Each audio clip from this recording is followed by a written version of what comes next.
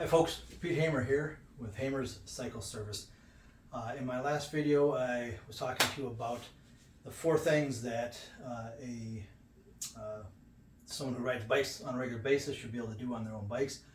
Those things were wash, inspect, lubricate, and inflate. And so today I want to talk about the washing part of that. The first thing, probably the most important thing, is keeping the chain clean, washing the chain, degreasing the chain, keep it, and the rest of the drivetrain. So for starters, the question becomes, when do you clean your chain and when do you lubricate your chain? You should clean the chain when it's dirty. You should lubricate it when it is dry. You know it's dirty if you can't read the writing on the chain. Usually the manufacturer will have their name stamped on there, the model of the chain. There's little words and letters stamped into that chain. If it's too dirty to read that, then you should be cleaning it and degreasing it and re-lubricating it. The other thing you can check for to see if your chain is too dirty is simply run your hands across it. Does it leave black marks, stains on your hands? Do you feel grit and sand? If that's the case, you need to degrease that chain. So if it's dry and needs to be lubricated, you just will hear a squeaking or chirping. People say it sounds like there's a bird in their spokes or something like that, or a little mouse squeaking in their chain. So so if it's, clean it when it's dirty, lubricate it when it's dry. Now if it's dirty, the question becomes, how do we clean that? And what I'm a fan of these kind of camshell style chain scrubbers. And what you want to do is fill it up to the fill line with some type of a degreaser.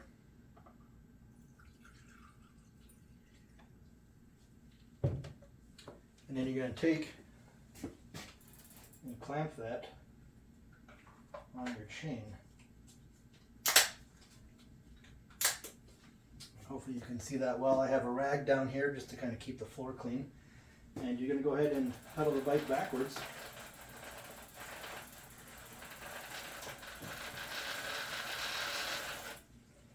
And scrub that chain.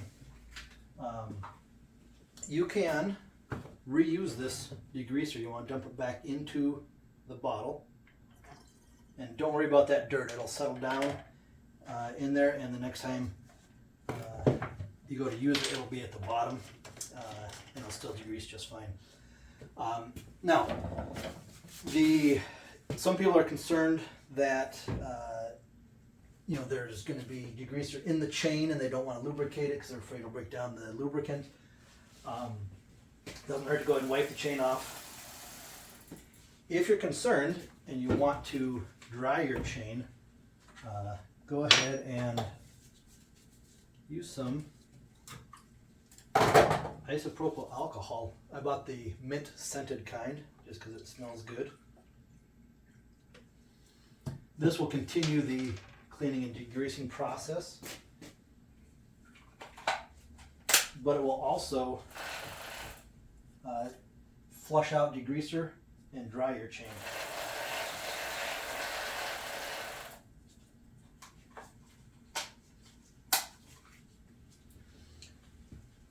And of course, you can reuse that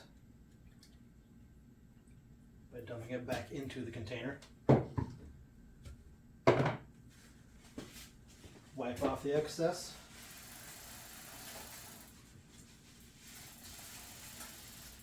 And generally give it a few minutes to dry before you lubricate it.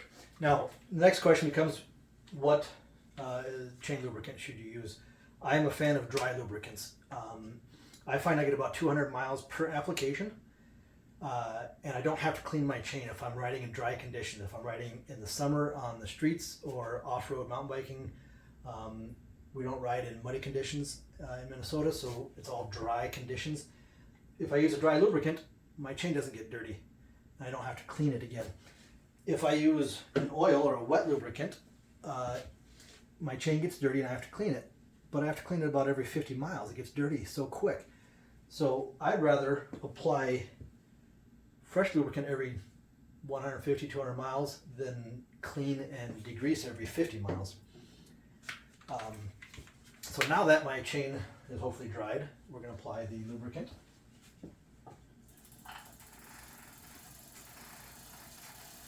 Just going to grip it on and pedal backwards. The nice thing about this dry lubricant, it also has a solvent in there, so it's continuing to flush out old solvent and whatnot.